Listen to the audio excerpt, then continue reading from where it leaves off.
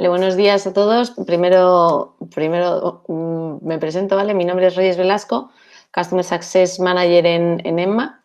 Y bueno, antes de nada, daros las gracias a todos por estar aquí hoy con nosotros, ya que hemos estado viendo que entre los participantes, entre el listado de participantes, había bastantes personas que ya sois clientes de Emma y otros que todavía no sois clientes de Emma. Entonces, vamos a hacer una cosa. Por un lado, primero, os informamos que la sesión se está grabando, ¿vale? Por si queréis luego compartirla con algún miembro de vuestro equipo o queréis volver a verla, por si os quedase alguna duda o lo que fuera, os la enviaremos nada más terminar el webinar. Y luego, en segundo lugar, sí, es lo que os iba a decir, si os parece, vamos a hacer por un lado primero una pequeña introducción de Emma, ¿vale? Para los que todavía no nos conocéis, y luego pasamos rápidamente para ver cómo sobrevivir sin IFA y con iOS 14.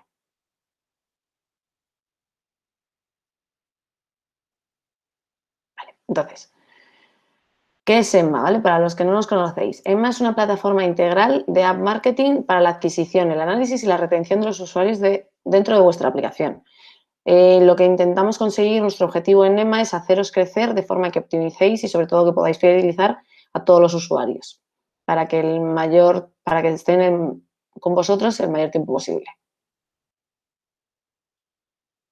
Vale, la agenda de la sesión de hoy, del webinar, ¿vale? La idea es que podamos ver, por un lado, un resumen de lo que está pasando realmente en iOS 14, luego ver qué opciones tenemos ahora mismo ante el reto que nos planta Apple. En tercer lugar, veremos las soluciones que os plantamos desde Emma. Y por último, resolveremos todas aquellas preguntas que os surjan, que seguro que no son pocas. Entonces, lo que decíamos, fundamental saber qué es lo que está pasando, ¿vale? Cómo hemos llegado a este punto gracias a Apple. Como todos sabemos, a lo largo de los años ha habido diferentes regulaciones y diferentes cambios que han hecho que la industria de la publicidad sufra consecuencias, como por ejemplo el incluir la política de cookies en la web o la política de GDPR, que a más de uno nos trae de cabeza. El último cambio que estamos sufriendo es con iOS 14 y con Apple, que hace cosa de un año anunció que quería cambiar la forma de pedir el consentimiento a los usuarios para enviar publicidad. ¿Cómo? Vale. La idea es implementar ATT, App Tracking Transparency, con el que el ITFA deja de ser accesible para todos, ¿vale? Y ahora os cuento en detalle qué es ATT y qué es ITFA para que no suene todo esto a chino, que acabo de decir dos cosas a lo mejor demasiado importantes. Entonces, la cosa es que antes permitía a los usuarios acceder desde los ajustes del propio teléfono a los ajustes de las aplicaciones y restringir el uso de la información compartida con los anunciantes, pero ahora vamos a ser cada una de las aplicaciones quien necesite que sea, o sea, quien pregunte al usuario si realmente le da ese permiso. Es decir, vamos a necesitar que sea el usuario quien decida si nos da acceso a su ITFA o no, ¿vale? Para esto, cada aplicación tendrá que incluir una ventana o un pop-up en la que especifique de forma concreta qué información estamos recogiendo. Vale, el ITFA, lo que decíamos, ¿vale? ¿Qué es? El ITFA es básicamente un identificador, se queda ahí, ¿vale? Pero, o sea, bueno, hay muchos tipos de identificadores, pero hoy vamos a conocer en profundidad el ITFA. Es un número o una matrícula para anunciantes, ¿vale? Lleva presente en iPhone desde iOS 6, en 2012. Y la forma que tenía de funcionar hasta la última versión del sistema operativo es que cuando un usuario o una persona se compraba un iPhone nuevo, al iniciarlo, por primera vez, te preguntaba si aceptabas los términos y condiciones de uso del mismo. Normalmente todos damos que sí, que aceptamos los términos y condiciones de Apple porque no nos paramos a leerlas punto por punto y porque no las podemos negociar también. Entonces, entre sus cláusulas había una que daba la opción a los anunciantes de acceder a este número de ITFA y les otorgaba la posibilidad de rastrear su comportamiento, elaborar preferencias de consumo y proporcionar anuncios relevantes a la ubicación del teléfono. De esta forma, ¿qué conseguían los anunciantes? ¿Vale? Siempre que quisieran podían personalizar la publicidad que fuese a salir en su aplicación en función de los datos obtenidos por el de la persona del iPhone. Vale, ahora cómo cambia, ¿vale? Ahora cambia a un modo como cuando preguntamos sobre los permisos de ubicación o notificaciones push. Cuando inicias una aplicación, te pregunta si estás dispuesto a conceder permisos de ubicación, por ejemplo, a Maps. Pues le podemos dar que sí o que no. De esta forma, vamos a tener ahora que preguntar también si queremos dar acceso a este número de identificador. Y la cosa, o sea, fundamental, saber que antes, o sea, que como el IFA era común a todas las aplicaciones y iba embebido en el propias condiciones del iPhone, era un único IFA para todas las aplicaciones, ¿vale? En el momento en el que dábamos consentimiento, el IFA podía acceder al IFA tanto Gmail como Safari o como LinkedIn.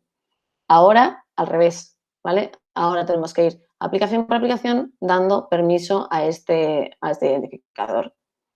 Es decir, nosotros podemos compartir nuestro ITFA con Gmail o con Maps, pero a lo mejor no con LinkedIn o con Safari, ¿vale? Vale. ¿Cuál es el impacto que vemos? ¿Vale? Primero y principal, en la atribución. Al ser los anunciantes quienes vamos a tener que solicitar a los usuarios el ITFA, y ellos que nos lo den voluntariamente, claro, sabemos que hay un gran porcentaje de la población que no va a estar dispuesto a darnos este identificador. Motivo principal, desconocimiento, ¿vale? Normalmente a los usuarios cuando les pedimos más información de la cuenta, es verdad que a veces se ponen un poco a la defensiva y no nos ceden esta información. Después, la atribución centrada en la privacidad será fundamental para proporcionar una atribución más completa, ¿vale? Y vamos a tener mayores desafíos a la hora de segmentar las audiencias, sobre todo para hacer campañas de retargeting. Antes utilizábamos el IFA, ahora no lo tenemos. Entonces, ahora es un reto hacer una campaña de retargeting. Además, tendremos unas audiencias iniciales de campañas muy pequeñas donde poder segmentar audiencias similares de captación de usuarios. Otro problema, a la hora de medir eventos in-app dentro de la aplicación. Antes los asociábamos a un ITFA, ahora no tenemos este identificador, ¿vale? Pero esta parte es fácil de solventar porque nos vale cualquier tipo de identificador de usuario. Y por último, también afectaría al uso de deep links, perdón, pero en este punto podemos estar tranquilos porque las campañas que se hicieran por otros medios o que hagamos en web no utilizan el ITFA, ¿vale? Por lo que no nos afecta. Vale, entonces, vamos a ver qué pasa si el usuario dice sí, doy mi consentimiento, o no, no doy mi consentimiento. Si el usuario dice que sí, tenemos atribución determinista a nivel de usuario como hasta ahora, ¿vale? No habría cambios a la hora de hacer campañas y todo sería exactamente igual que como hemos estado trabajando hasta hace un rato. Si el usuario dice que no, para llegar a él mediante campañas de retargeting tendríamos que ir a un modelo de Second Network, que ahora os lo vemos en detalle, ¿vale? Para que conozcáis de qué se trata, o un modelo predictivo. En Emma hemos estado trabajando en un modelo predictivo en el que conseguimos llegar a todos los usuarios y ahora os lo cuento un poquito más en detalle a continuación. Vale. Desde la última actualización de iOS, que se hizo en diciembre, necesitamos hacer una serie de cambios, ¿vale? Como proveedores de aplicaciones necesitamos hacer una serie de cambios. Lo primero, acceder a las Store, o sea, acceder a la Store desde la cuenta de desarrollador y completar la información que se recoge en la app, ¿vale? Nuestra recomendación muy importante para evitar problemas con Apple, ser muy sinceros con ellos. O sea, si recogemos cierta información, decirlo, y si no la recogemos, no hagamos check, ¿vale? De esta forma, todos los problemas que podemos evitar son pues que no nos acepten la subida de nuestra aplicación o que no permitan actualizaciones de la misma. Otro cambio importante, más relevante incluso que el anterior si puede ser, ¿vale? ¿Cómo mostramos a los usuarios esta información? Es decir, tenemos que ver cómo les decimos que vamos a rastrearlos de una forma simpática para que nos den su consentimiento. Nuestra recomendación, lo primero, ver las guías de Apple. Que sean ellos quienes recomienden realizar este comunicado, cómo hacerlo y revisar siempre con el equipo legal para confirmar si es necesario incluir este comunicado para recoger el IFA o no. Me explico. no todas las aplicaciones van a trabajar con el IDFA, entonces no todas tienen que pedir el consentimiento del IDFA. Hay herramientas como, por ejemplo, si trabajáis con Emma, Emma no trabaja con el IDFA, ¿vale? Por lo que si trabajamos con Emma no deberíamos solicitar este consentimiento, ¿vale? No es algo obligatorio. A la hora de mostrar el comunicado, si realmente trabajáis con él, nuestra recomendación siempre es, primero, informar de los datos que estamos recogiendo y que no se van a compartir con otros anunciantes. Informar al usuario que la información obtenida o recogida se va a hacer totalmente para uso propio de la aplicación y que no va a venderse o a cederse a terceros. Luego, punto importante también, nuestra recomendación aquí es poner en valor qué información estamos recogiendo, ¿vale? Toda la información que se recoge se puede recoger, evidentemente, pero darle algo a cambio al usuario, ¿vale? ¿Qué gana el usuario si nos da esta información? Pues, por ejemplo, si es una aplicación en la que se pueden realizar compras dentro de la app, que pueda obtener descuentos personalizados para futuras compras, sería un beneficio claro que podemos atribuir al usuario a cambio de darnos el IDFA. Por ejemplo, si tenemos el IDFA, podemos hacer campañas, si podemos hacer campañas, puedes optar a descuentos. En este caso, este es un caso, pero vamos que cada una de las aplicaciones seguramente tenga más de un caso de uso. Vale. Punto 2, el reto de ellos, ¿vale? Tenemos dos lados en esta historia. Por un lado, los usuarios, que nos piden más transparencia y en este caso Apple se la está dando. Y por otro lado, los anunciantes, que podéis tener algunas dudas acerca de cómo va a afectar esta parte de transparencia hacia nuestro objetivo común, que es monetización y fidelización de los usuarios. Nosotros aquí os planteamos tres alternativas, ¿vale? Y vamos a ver en cada una de ellas los pros y los contras que tenemos. Las alternativas que tenemos son, por un lado, el IDFA, SKAD Network y el modelo predictivo. IDFA, lo hemos comentado, ¿vale? Ya sabemos lo que es y es un buen sistema de identificación, sí, pero se estima que solo un 20% de los usuarios concedan estos permisos. Si es cierto que este porcentaje de usuarios que nos dan su número de identificador y los que no, va a variar mucho en función de la vertical de la aplicación. Por ejemplo, se ha reconocido en diferentes estudios que las aplicaciones de juegos tienen menos poder de convicción a la hora de dar el IDFA que otras aplicaciones quizás que causan más confianza en los usuarios, como pueden ser los bancos. Vale, luego, sí es cierto que el IDFA tiene una alta exactitud, granularidad, pero parte de una muestra muy inferior a la actual. ¿Pero que se puede seguir utilizando? Sí, se puede seguir utilizando, ¿vale? Luego, el SKAD Network, algo que ya hemos comentado y que todos estamos escuchando mucho, ¿vale? Se trata de una solución de atribución de Apple que salió hace cosa de unos 2 años y que está diseñada para mandar datos agregados a nivel de campaña para networks y anunciantes. Problemas. No vamos a obtener información sobre el usuario. Solo se puede utilizar para hacer campañas de ellos. Y el tiempo entre la atribución y las campañas puede llegar hasta 24 o 48 horas incluso, ¿vale? Otro problema fundamental, estos datos no se van a compartir, ¿vale? Los datos que tengamos en el SKAD Network no se van a compartir y nada más que podemos hacer campañas dentro del propio SKAD Network de iOS. En este caso, sí es verdad que tenemos una alta exactitud, pero a cambio una baja granularidad, llegando a una cobertura mayor, pero solo dentro de la red. Por último, el modelo predictivo. En Emma lo llamamos Polling 2, ¿vale? El modelo predictivo, que es lo que hemos estado comentando, está constituido por un algoritmo propio, está integrado por las principales redes y está formado por una serie de variables que hacen que podamos identificar a los usuarios con una exactitud muy alta, cubriendo una muestra de la población muy grande y teniendo una granularidad superior que los otros sistemas que hemos visto antes, ¿vale?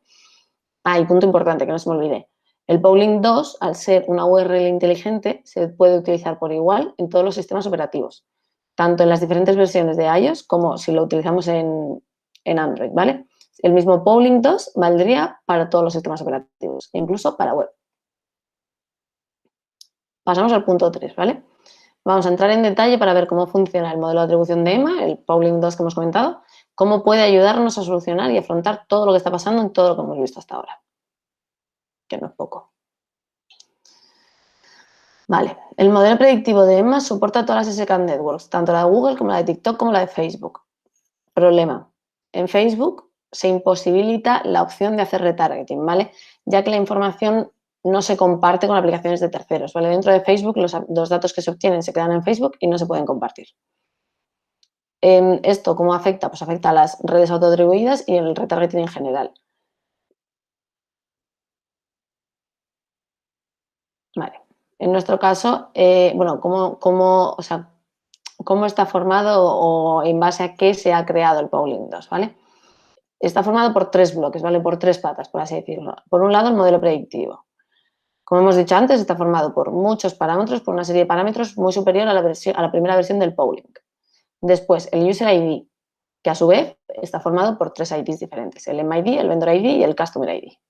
Y por último, el Deep Link, con el que podemos saber si un usuario entra a nuestra aplicación cruzando datos de otros dispositivos y así reconocemos si es fundamental para hacer retargeting, ¿vale? Fundamental saber que toda esta información que recogemos y almacenamos en NEMA se hace de forma completamente segura, ¿vale? Conseguimos perfilar a un usuario con mucho más detalle y permite a los clientes de EMA optimizar las campañas tanto de adquisición como de retargeting para facilitar la monetización. Vale. Como hemos visto, la atribución del modelo predictivo de INMA se basaba en tres bloques de metadatos y uno de ellos con tres identificadores. Vale. Dicho esto, podemos lograr una exactitud que no estamos consiguiendo por los otros sistemas de identificación de usuarios, ¿vale? Lo que permite esto es ampliar la ventana de atribución de forma segura, que es uno de los problemas que teníamos con los modelos anteriores, ¿vale? Con esto, ¿qué hacemos? Asegurarnos que realmente provienen de esos clics y así reducimos la parte de orgánico que estaba mal atribuida, ¿vale? Lo vamos a ver a continuación seguramente más claro.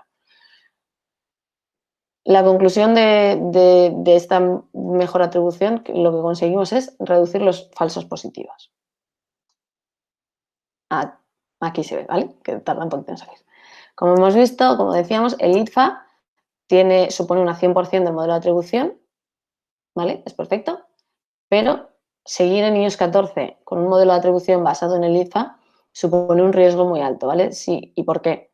Pues porque hay usuarios que sabemos que no nos van a dar este consentimiento, ¿vale?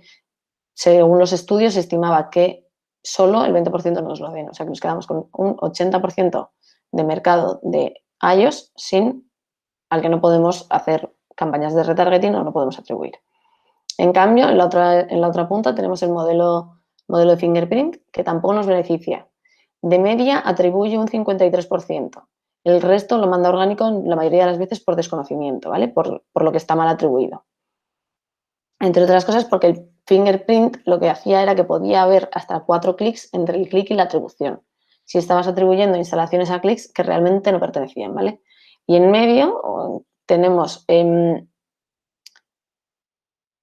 modelo de Pauling 2, ¿vale? Si vemos la proporción de atribución, se equilibra la balanza. Supone una atribución más realista, bajando las instalaciones y eventos orgánicos hasta un 22%, que es la mitad de lo que veíamos en el modelo de fingerprint.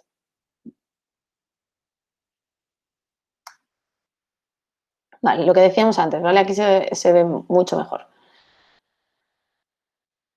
El 46% que en Fingerprint que no identificábamos, aquí sí lo podemos identificar, ¿vale? Sí vemos el origen de estas instalaciones. ¿Y cómo? Con todos los metadatos o con toda la información que antes era desconocida y ahora sí identificamos por los parámetros que forman el Pauling 2.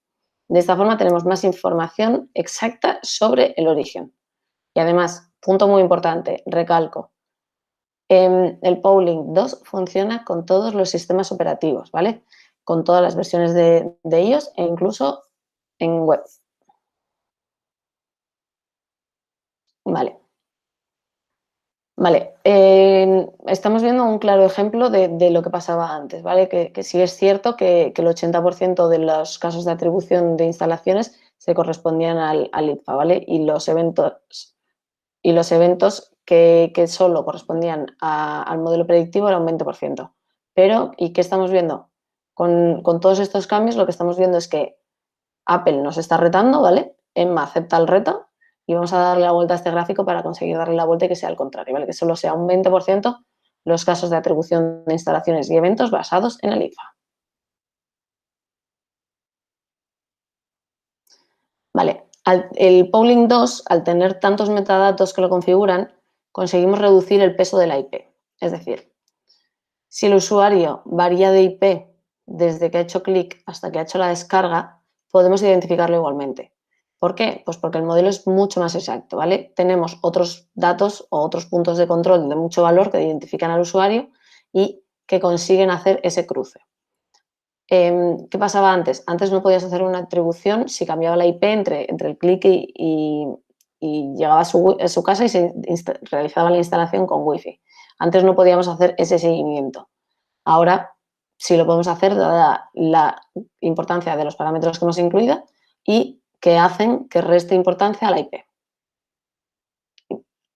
Importante, nosotros no recogemos datos de la persona, ¿vale? Solo recogemos datos del dispositivo, pero se pueden complementar con datos de la persona, eso sí.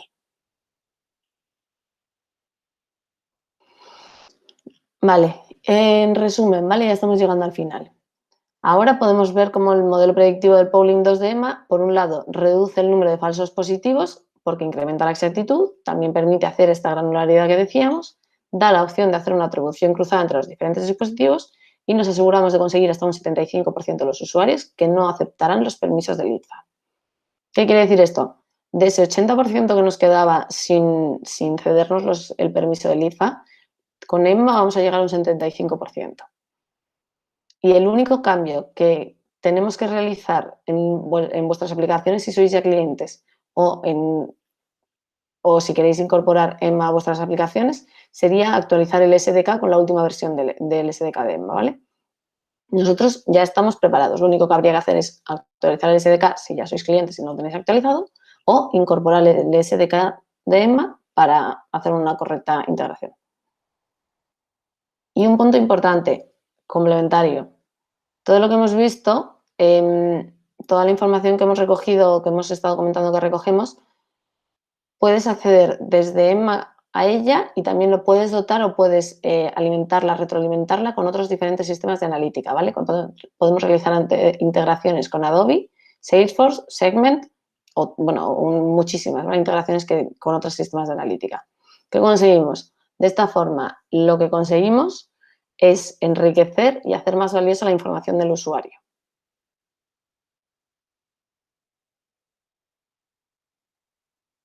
Vale, pues teniendo en cuenta toda la información que seguro que os hemos hecho llegar nueva, es el momento de preguntas y respuestas.